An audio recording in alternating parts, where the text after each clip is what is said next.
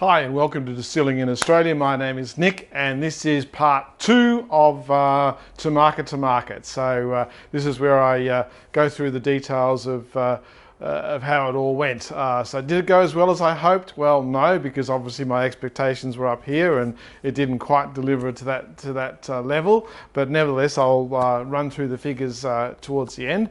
What I did do is, just following up from the last video, I did take a lot of footage about preparation and preparing everything to take to the markets. And when I started to look at all that, I decided, no, that's way too boring and way too long. So rather than doing that, what I've decided to do is I have all the things here that I actually took and used at the markets. So that'll give you a bit better indication and it'll be quicker and easier for me to explain. That way I won't forget anything and I can run through what you'll need if you decide to go down this track as well. And a few tips of some of the mistakes I have learnt, which, as I've always said, you're learning from my mistakes. So I'm no guru. I'm not making myself out to be an expert here. I'm just a normal bloke just going through the process. All right. So as usual, here is 5 seconds of your life that you'll never get back.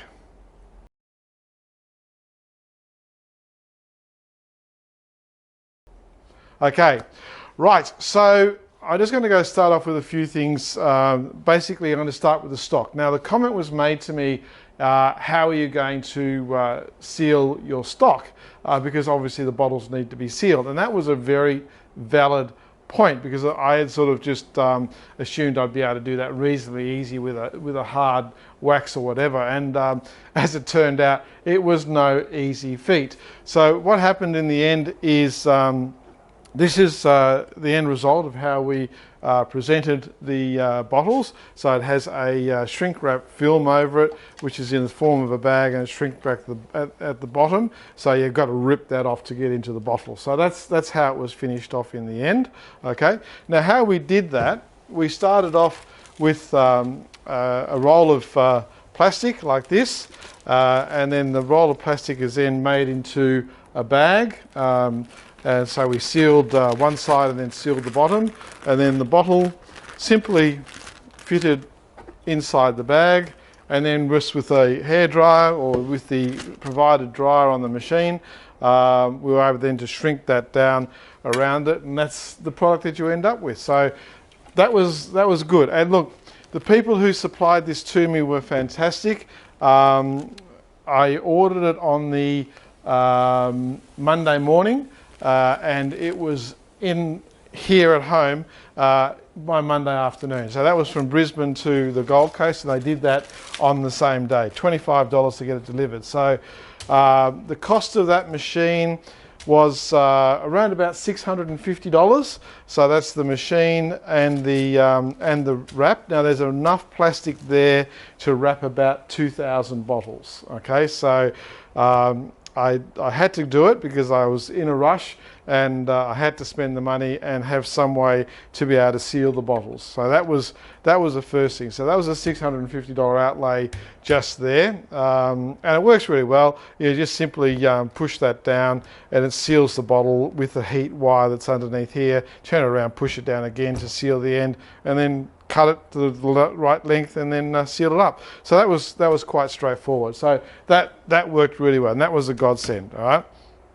All right. So another thing that you will need to take is hand sanitizer. That was something that we used quite regularly, and we did take some gloves as well. So just some disposable gloves. So we did use those from time to time. So there were initially the few things that we did. Now, I did take a waterproof tarp. That was very helpful. It did rain, so when I had everything packed up, I was able to put that over the top of everything. And I'm going to play some videos here and post some photos here as we go through, just to show you how I use some of these things. So that was very helpful to have that. So that was something that was necessary. I'll just pop that over there. tablecloths, obviously. So I know I have the Hearts Distillery tablecloth, but I also had a secondary tablecloth because I had the 2 tables. So that was something that we needed and used. So that was a nice finishing touch. Funnily enough, rubber mats. So this is something that you're going to need. The legs of the tent sit on here, and we have to have weights. Now at Surfers Paradise, because of the strong winds up to 50 kilometres an hour, we had to have 30 kilograms of weight on each leg. They had to be specific metal weights that they could actually see the weight of each one. So there was literally 120 kilograms of weights that we used to hold the tent down, and believe it or not, it's actually necessary because some of the gusts of winds were quite severe. So you'll find that when you do this, you'll either need to buy some weights or hire them. I hired them because I was only going for the 3 nights. So that was something that I got. No, $10 I think. I got them from Bunnings for 4 of them. Practical things, cable ties. So I had long, heavy-duty cable ties. These are 50-kilogram cable ties, and lighter weight cable ties as well. So they were very useful, and we used those in tying the table to the legs of the tent or the marquee, and also in putting the lights up.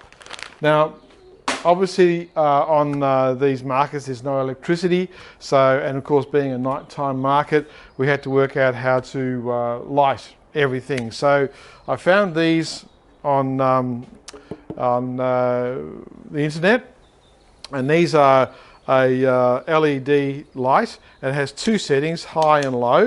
Now the beauty is, I have Makita power tools, so the beauty is that the Makita battery fits on there, and you can have low or high on, low or high there. I found having it on the low beam, we put it in above the tent, and it was shining down onto the table, and that was enough light because I do have 2 of these. So that was a great find. So if you're going to do a night market and you need lighting, this was a great find. It was just handy. I just put the cable ties through the brackets here and cable tied it to the top of the tent. Worked brilliantly. So that was great.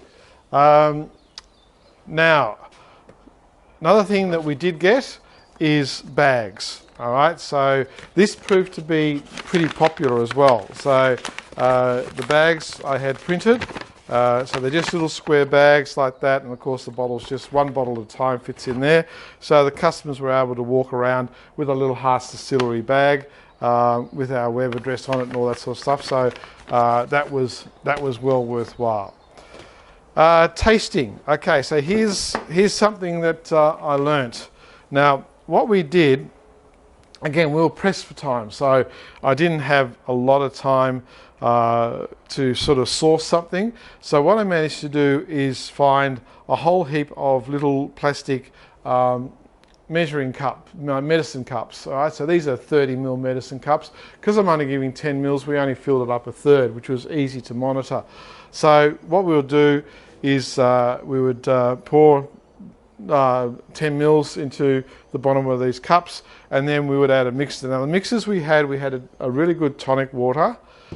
We had a lemonade, now not this lemonade, but we had a lemonade, and we had a soda water as well. So we just asked the customers if they wanted it sweet, savoury or a tonic, because of course it's a gin and a vodka, and so they were able to choose which mixer they wanted with. Some people had it straight, a lot of people had it mixed, but even then, like, you know, you're talking a 50-50 ratio, so you know they're still talking 20%. So it was really still quite strong when they were tasting it.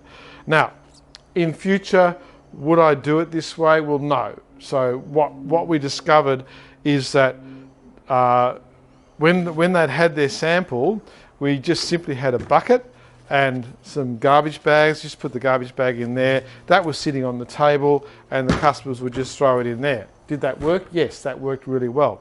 But what I found is that these cups were actually too small. And what was happening is that the customers were trying the product, but because we're nighttime, we had no refrigeration, nothing cold, it didn't present the product in its best possible way. So what we're going to do is we're going to get some 4-ounce cups made, which is about 150 mils. We're still just going to do the 10 mils, but we're just going to take ice with us. So we've got some ice in there and some chilled mixers.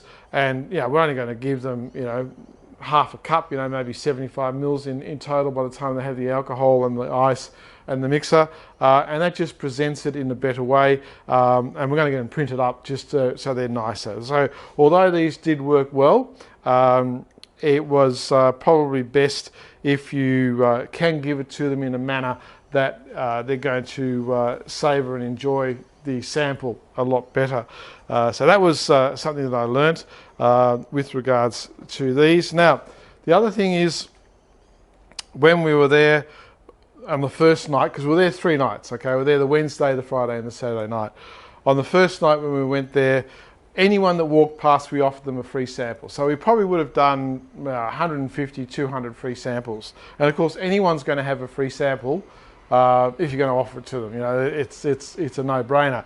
But what I found is that what I was doing is I was concentrating so much on giving out free samples, I wasn't concentrating enough on closing the deal with the customer in front of me. Okay, so you give them a sample and then they'd walk away because you're giving a sample to somebody else. So by the 3rd night, I'd stopped that practice altogether. What we did is we would have our products out on display. We'd have our display there so people could see what it is. And if they expressed interest, they came over, we'd have a chat about it, and then we would give them a sample, and then more often than not they would buy a bottle. So we found that that was a better way of going about it, is letting the customers come to us before we gave out the free sample. Then we could create a rapport with them, tell them about the product, and give them a taste. And to be honest, probably around about 90% of the people that tried it liked the product. You could tell by their face. So I'd ignore the words, watch their face, and that sort of gave you a pretty good indication of whether they liked it or not. And it was okay. If people didn't like it, that was fine. It's not everyone's taste. My particular style of gin and vodka is not for everyone, and so therefore, it's an individual's choice, So I was never offended, nor did I show any sort of disappointment if I didn't like it.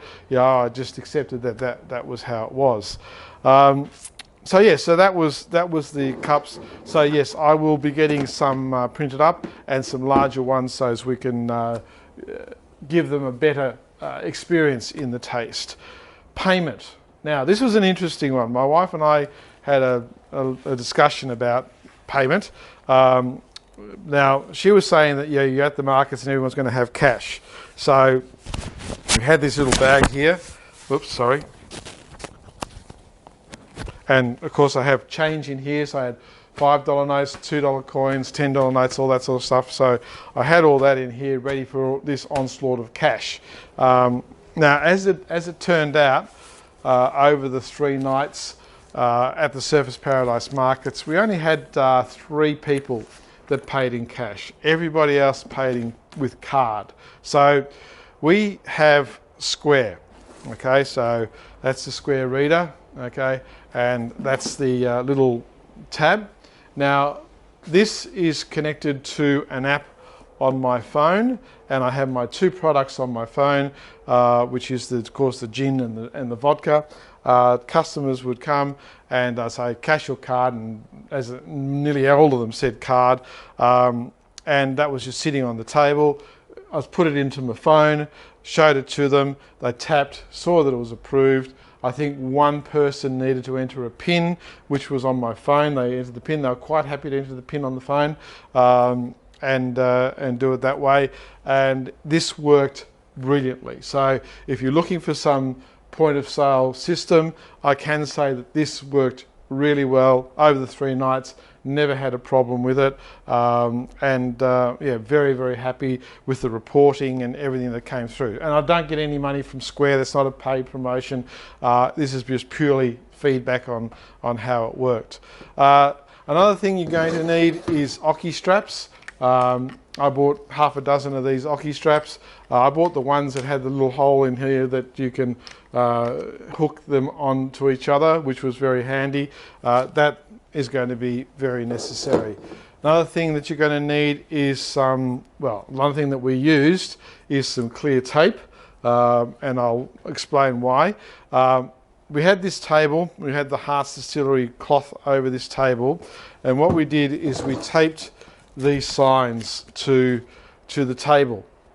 And I'll run through the signs quickly with you, but I found that over the 3 nights we did add a couple of extra to it. So this is what we ended up with. So of course, first and foremost is our obligation to our ability to refuse service and our obligation to review service. So that was the first one that was very, very necessary. Free samples, so just an explanation as to the free samples. So it was a free sample, so limited 10 mils per person, and we can offer it with mixers. So that was another sign. Now these have been laminated. Another sign here just to let them know that if you are 25 or under, just to have your ID ready, because obviously when you get a bit of a backlog, you don't want to be waiting for people to get IDs out. So then they would understand that we're going to ask them for ID. I didn't start off with this, but then I did put it in on the second night, which was the actual cost of the bottle. Okay, so it was better to have the cost out there because a lot of people don't understand artisan distilling, and they don't understand that's actually a pretty good price for an artisan product, especially 750 mils of 40%. So that was, I put that sign out just so people knew how much the bottles were. Another thing we put out was limits. Okay, so under our artisan license, we can only sell 1.5 litres of alcohol per person. So that for me is 2 bottles, exactly 2 bottles. So that was just so people understood that they couldn't buy 4 bottles. And I actually had a couple of people who bought 2 bottles and then came back and wanted to buy another 2 bottles. And I said, no, I can't sell you another 2 bottles. So they went and got their wives and brought the wives back and bought another 2 bottles. So that was quite amusing. But yeah, so that was another sign that we used. Hearts Distillery QR code. So that was good. A lot of people scanned that and got the information. And one thing that surprised me, and I wasn't expecting this, but a lot of people were interested to know what was actually in the products.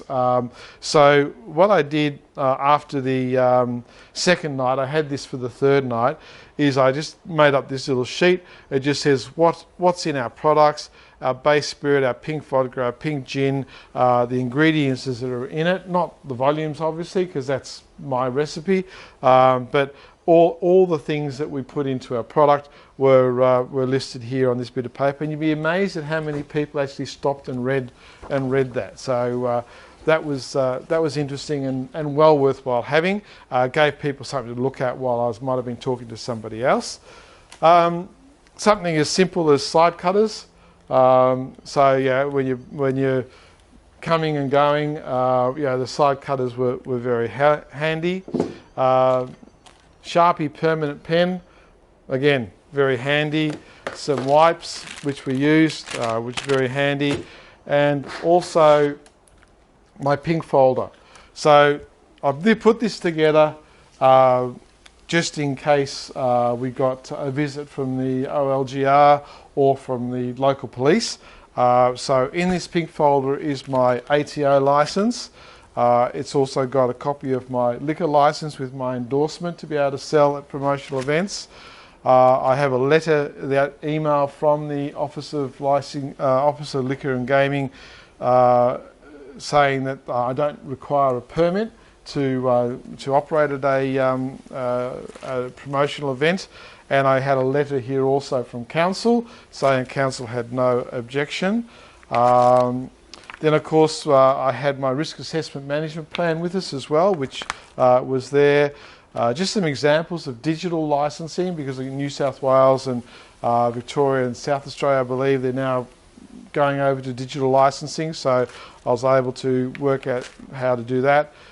Just as another scan of the Hearts Distillery, and of course my what we also had was a copy of my responsible management of a licensed venue, a copy of that certificate as well.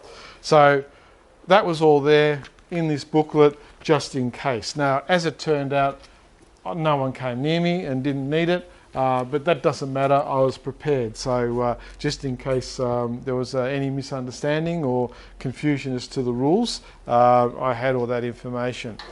Now, as you would see in the tent, and there's a quick video of the tent there, we had power. Now, obviously, depending on the market, they don't provide power. So I mocked up a power source. So what it is, it's a 82 amp hour 12 volt car battery and a 1500 watt inverter.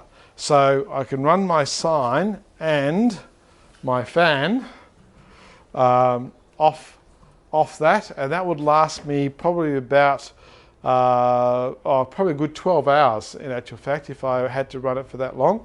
And so that actually worked very well. Surface Paradise required it to be in a waterproof box, which of course it is, and they were all happy with that. So I just put that together myself. You can buy them pre-made. I just wasn't prepared to spend the money. I'd spent quite a bit already doing all that. And last but not least, a trickle charger.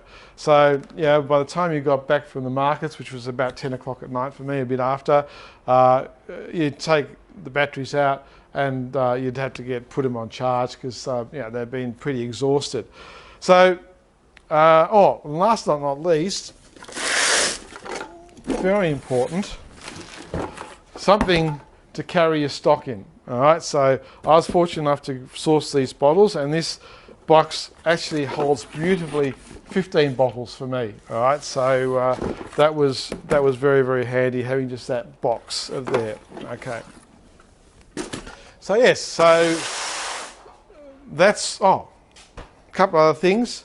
Chairs. Don't forget chairs. All right, so if you're not used to standing for 6 hours in a row, a couple of chairs is good, and it's okay to sit down. You know, when customers come up to me, I stood up and greeted them, but you know, it's just nice to be able to sit down and have a relax.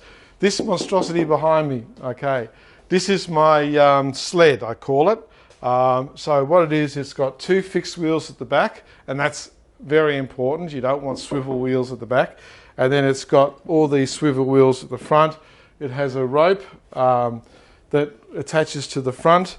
All my equipment fitted on that. Now the size of this was 800 mils by 1.8 meters. So I could put my tent, my sign, all my stock, all the other equipment that I used, bags, the whole lot, all of that fitted beautifully on that, and then I was put the tarp over the top and then held it all together with some ocky straps. And that was necessary at surface because it was a long haul from where I parked the car and unloaded to where my site was, probably about 200-300 meters. So it was important that I had a way of getting it all down in one hit, because of course the whole idea of this is for me to be able to do this on my own. So how did we go? All right.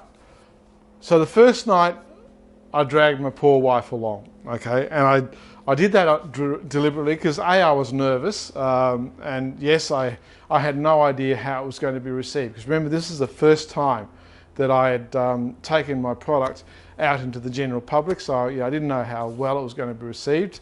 And so also I wanted to make sure that my wife Alison understood the reaction and whether or not there is a demand, because that's basically where we were at. We're at a point where we say, do we push the big green button and invest more money getting bigger equipment and buying a couple of thousand bottles and all the other things you've got to do to ramp it up to have a regular supply. And so she came along the first night and helped me the first night, and that was great. So we set up, we were all ready by about 3:45 because kickoff time was 4 o'clock, and lo and behold, 2 lovely ladies came at just before start time, and they were my first 2 customers. So happy days, we were off and running. So that was a very positive experience, and we're very happy with selling those 2 bottles even before the markets had officially begun. So during the course of that night, we would have, on the first night, we would have given out somewhere around about 150 odd samples. As I said earlier, we did change that, how we operated that. And so on that first night, we ended up selling 25 bottles. So that wasn't too bad. Okay, so a little less than what I was hoping for. I was hoping to sell probably at least 50, but we didn't. Now, as it works out, I have spoken to other people, other distillers who have done markets in other locations, and it seems to be about that 20 to 30 bottles is the benchmark. So, yeah, that's because they're selling these bottles. Yeah, a lot of them up around $80, $90 a bottle. So it seems to be that about 20 to 30 bottles is where you could expect. Now, a lot of the other guys, what they're doing is they're having smaller sample bottles. So they're putting it together in like gift packs, like 2 smaller 60 ml bottles for say $20 or something like that. So that was interesting, and I'm going to look into doing that as well, but that's down the track a bit. So that's what we did on the first night. We did 25 bottles on the first night with Alison and myself there doing it together. On the second night, my daughter-in-law and my son helped me, and we did the same thing, again giving out pretty well samples to everyone who passed by. And again, we had the same problem. Everyone loves to have a taste, but you know, they've got to show some interest, otherwise you're just giving away free alcohol to everybody. And on that night, on the second night, which was the Friday night, so the first night we did was the Wednesday night, the second night being the Friday night, we sold 21 bottles. So that wasn't too bad as well. So then the third night came along, which was the Saturday night, and that was the night that I was going to do it on my own. So I had to make sure that I could do the whole thing on my own, the bump in, the bump out, the setting up, the standing there, the selling. You know, I had to see if I could do it on my own, and I can, which was great, you know. So on the third night, I was less in people's faces. I just hung back a little bit, waited till someone expressed some interest in the products or what I was selling. They'd come over, would have a chat about it, and then I'd give them a free sample. You know, that was a better way to do it, because you just weren't pouring out free samples for every man and his dog. And on the third night, I did the same. We sold another 21 bottles. So over the 3 nights, we sold 67 bottles. So all in all, does that make it worthwhile?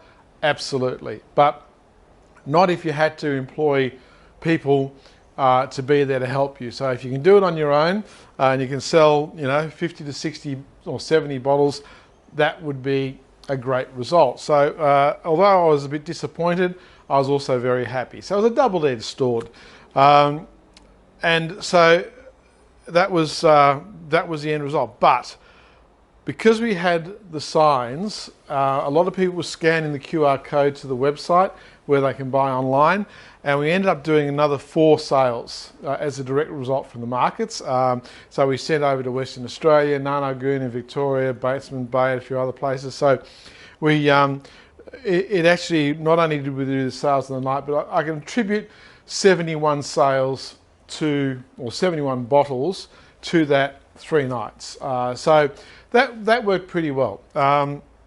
So as it turns out, it looks like I'm a bit of a trailblazer here on the Gold Coast anyway, because I have applied now to do other markets, the Broadbeat market and the Coolangatta market. We're still in the process of getting approvals through for those markets. They're operated by the same operator, but we're dealing with council at the moment. And so there's a bit of a question mark whether their lease enables them for us to operate in their markets. I would assume, given that we've done the Surfers Paradise markets, that the market for all, the lease for all markets would be pretty much the same. So I'm hoping to get a positive result, but it's looking unlikely that we'll be able to get to the Coolangatta markets this weekend, which is the 12th of February. So anyway, we'll just wait and see, and we'll hopefully get a result. I'm just waiting on people to get back to me, so we'll see how that works. So yes, so hotter market is next to impossible to get into. Yeah, there's about a 2-3 year wait to get into that. That's a very, very popular market. I am going to be experimenting with other markets. There's a discussion on whether the morning markets are going to be any good, and we don't know at this stage. It's a bit of an unknown, so we're going to wait and see how that all pans out. But all in all, a great experience. Yes, would I do it again? Absolutely. And will I do it at the Surfers Paradise markets? Yes, absolutely. I'm just going to leave the Surfers Paradise markets alone for the month of February, and I'll probably, depending on how I go with the other markets like the Coolangatta, Broadbeach, and I'm going to look at one up in Brisbane as well. Depending on how I go with those markets will depend on whether I go back to Surfers, because I've got limited number of bottles. And so until such time as my order comes through, and yes, we have pushed the big green button, and we're getting a larger fermenter, and we're getting more bottles, and everything else, other few bits and pieces that we need. So that's all in the process of being ordered and paid for. So it's a substantial investment, but I think it's going to be one that's worthwhile, or seems to be so far. So that's really all I wanted to say in this video. It was a great experience. I personally enjoy doing these things. So if you're not a people person, you might struggle a bit, but I just enjoy doing these sorts of things. Yes, well worthwhile. So I was pretty happy with the end result. The payment system worked well. The money came through the bank, and look, I'll be honest. It's something that I make from nothing. Sugar, water, yeast, whatever. I create it from nothing, and I do it all. And there's a degree of satisfaction with that, to know that people are enjoying the product that you put together. And I can say that the bottling part of this is the worst part. That's the most tedious part, but you get that. That's just something that you've got to deal with. Now, if you want to know anything more, or think I've missed something in the information, or I've left a gap, please just comment below, and let me know if you have any questions, and I'll do my best to answer it. Now, please, if you do make a comment, be patient, because obviously I do have a full-time job as well. Plus I'm doing this, so there's a lot going on. So sometimes I don't get to the comments for a few days. So, but I will do my best to respond to them. I read most of them, I should say I read all of them, but I don't always get a chance to respond to all of them. So, thank you for watching. I hope this sheds some light on what you're going to need and what you need to prepare to get to the markets. I know that the markets is where we're going to stay for the foreseeable future, and yes, it is hard work, but as a much wiser man once said to me, opportunity is sometimes disguised as just plain bloody hard work. So that's what it is. But so far so good, and very, very happy with the results in hindsight. At the time I was a bit disappointed, but now I appreciate how good it actually was. Anyway, sorry I'm rambling. Have a great week. Stay safe. Happy distilling. Ciao for now.